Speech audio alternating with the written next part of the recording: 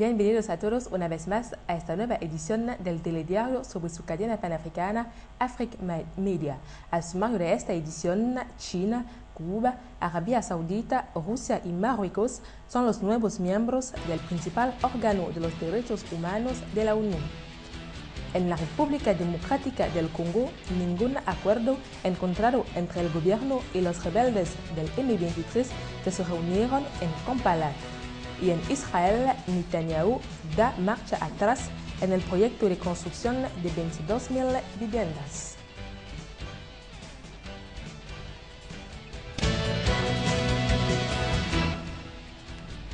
Como lo anunciábamos en el sumario de esta edición, la ONU ha elegido a los nuevos miembros del Consejo de Derechos Humanos. Son 14, un tercio de los 47 miembros del comité, y entre ellos hay países cuya elección puede sorprender. China, Cuba, Arabia Saudí, Rusia y Marruecos figuran en la lista a pesar de que varias ONG habían cuestionado el compromiso de algunos de los países candidatos con el respeto de libertades y derechos. Los nuevos miembros del principal órgano de derechos humanos de la ONU iniciarán en enero de 2014 sus 3 años como miembros de pleno derecho. La propia ONU ha admitido que de los nuevos miembros, solo Reino Unido, Francia, Macedonia y México tenían registros aceptables en la materia. Organizaciones internacionales como Human Rights Watch han criticado especialmente la entrada de China en el Consejo. Siempre a propósito de la ONU, el Consejo de Seguridad podría votar el viernes sobre una resolución de países africanos que propondrían rechazar de un año los procesos de dirigentes kenianos delante de la Corte Penal Internacional. El Consejo de Seguridad de la ONU podría votarles el viernes sobre uno al representante de Ruanda a las Naciones Unidas.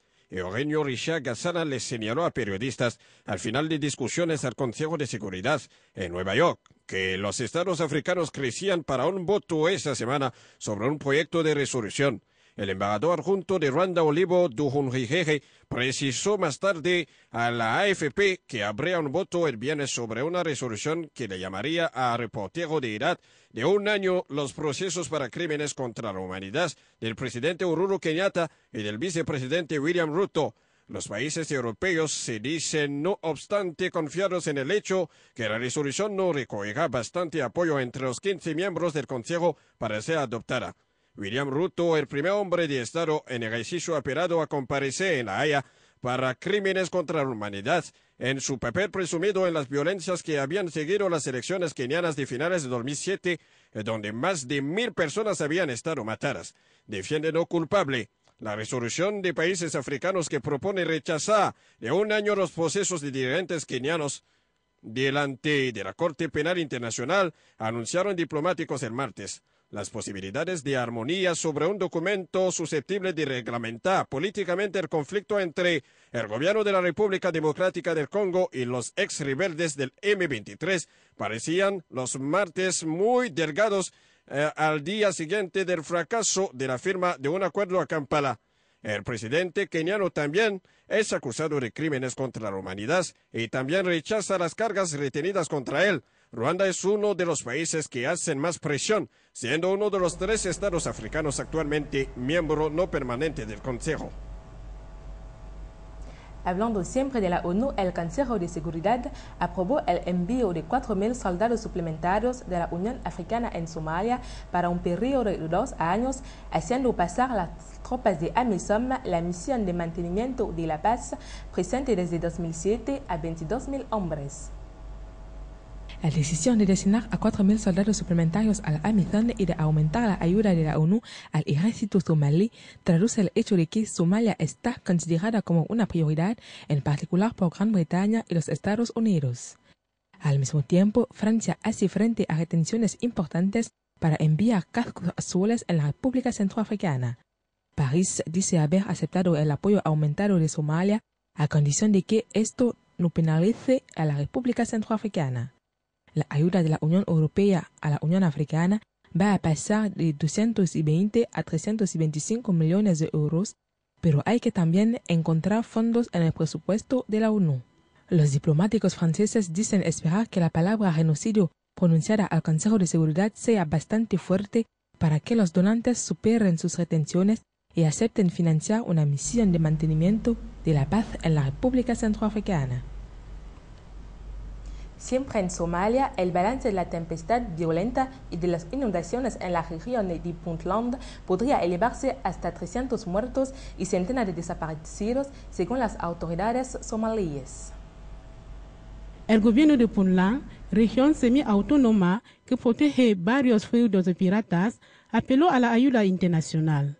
Expertos de la Organización de las Naciones Unidas para la Alimentación y la Agricultura FAO confirmaron la amplitud de las destrucciones sin dar balance preciso. Feudos de piratas, tales como el puerto de Eyil, donde numerosos ataques de buques han sido lanzados, a veces lejos en el Océano Indio, figuran entre las zonas más tocadas. Las destrucciones causadas sobre la costa somalí por el tsunami de 2004 están consideradas como uno de los factores de la explosión de la piratería en la zona. El principal camino uniendo la capital de Puntland, Garowe, el puerto principal de Bosaso, ha sido cortado por las inundaciones, frenando el alivio de la ayuda a los iniciados. En Madagascar, los habitantes esperan siempre el resultado final de la primera vuelta de la elección presidencial. En principio, la segunda vuelta le opondrá el 20 de diciembre a Robinson Jean-Louis a Eri Rajaonarimampianini, respectivamente sostenidos por el campo del expresidente Mac Ravalomanana y por el de André Rajoelina al poder desde 2009. La Corte Electoral Especial está estudiando los recursos registrados y debe publicar las cifras definitivas antes de la semana próxima. Mientras tanto, la Comisión prepara los legislativos que se efectuarán al mismo tiempo que la segunda vuelta.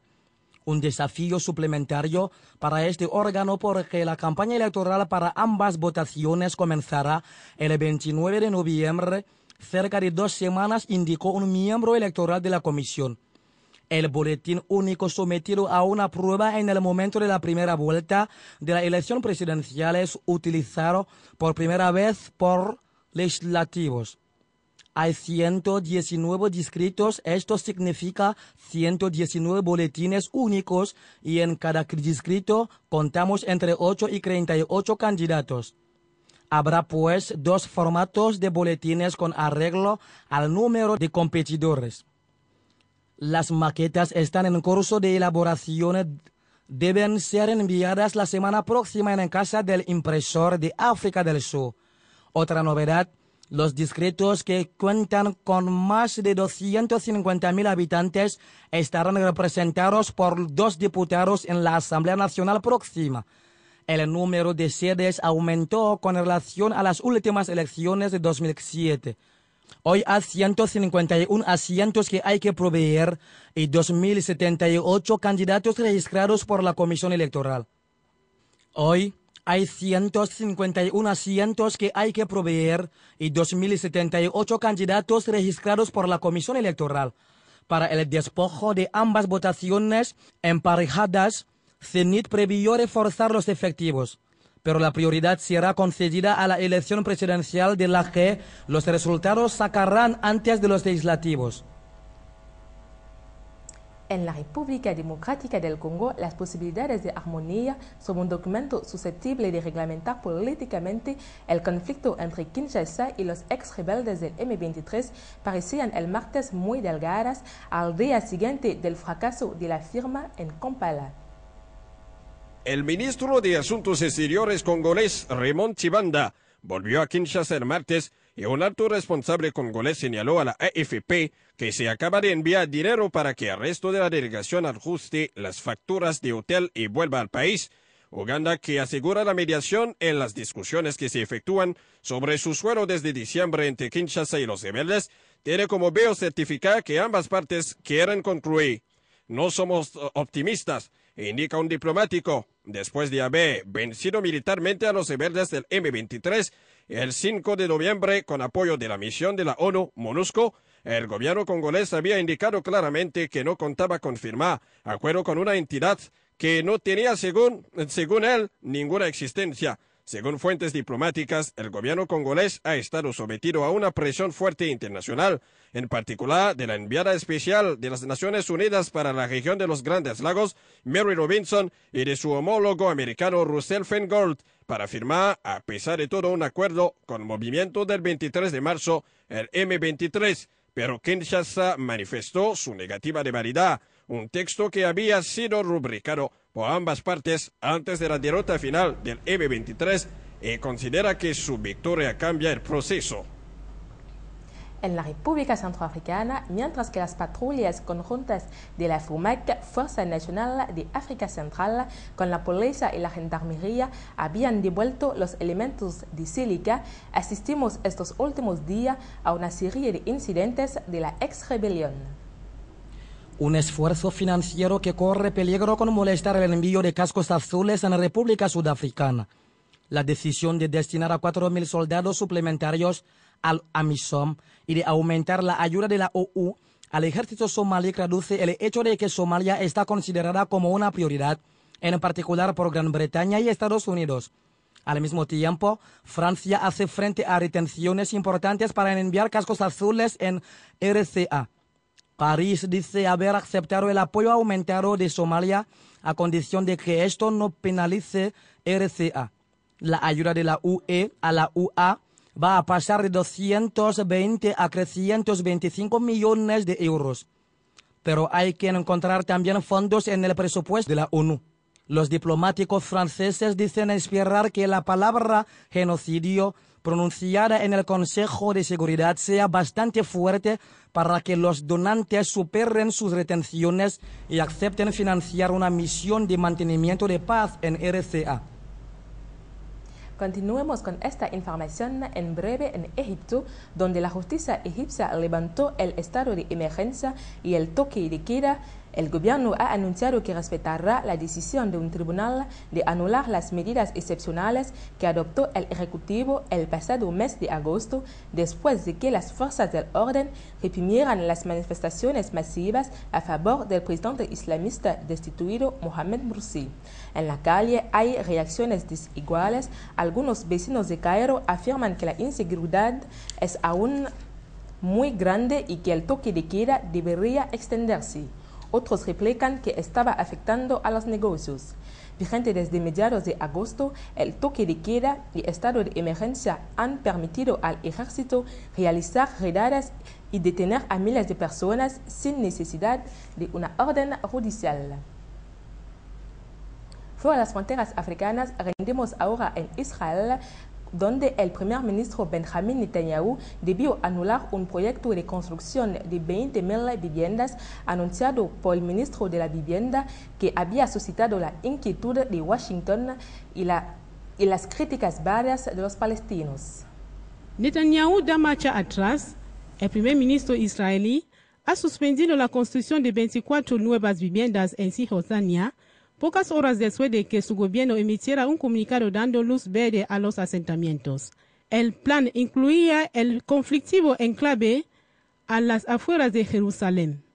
Oficialmente, Netanyahu dice anular los planes para no ponerse en contra de la comunidad internacional en un momento delicado de las negociaciones sobre el programa nuclear iraní. Está aislado en su estrategia de rechazar cualquier acuerdo con Teherán. En la práctica, el anuncio de las 24 viviendas habría desatado un intenso baile diplomático, con Washington pidiendo explicaciones a Netanyahu y la ANP amenazando con retirarse de las negociaciones. En Argentina, la presidenta Cristina Kirchner retomará sus funciones el 18 de noviembre. Tras recibir el alta cardiológica, la mandataria fue operada por un hematoma intercraneal producido en agosto a raíz de un accidente casero. La presidenta argentina Cristina Kirchner, de 60 años, retomará progresivamente su actividad normal a partir del próximo lunes 18 de noviembre, una semana más tarde de lo previsto, luego de que en el entorno presidencial se anuncie un regreso para el pasado fin de semana.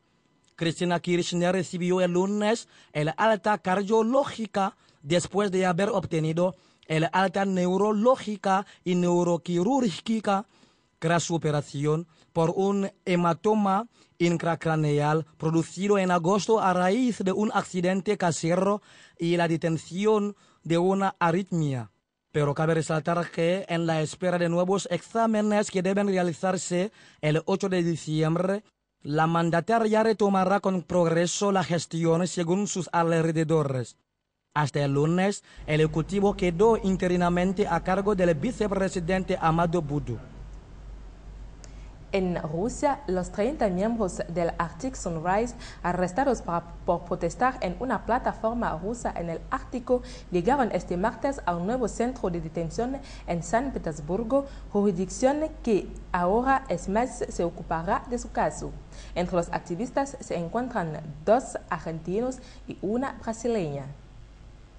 El tren procedente de Murmansk llegó a la estación Ladovsky de San Petersburgo algo después del mediodía del martes. En el interior viajaban los 30 tripulantes de un barco de Greenpeace, entre ellos 2 argentinos y un brasileño, detenidos en Rusia por protestar en una plataforma petrolera rusa en el Ártico.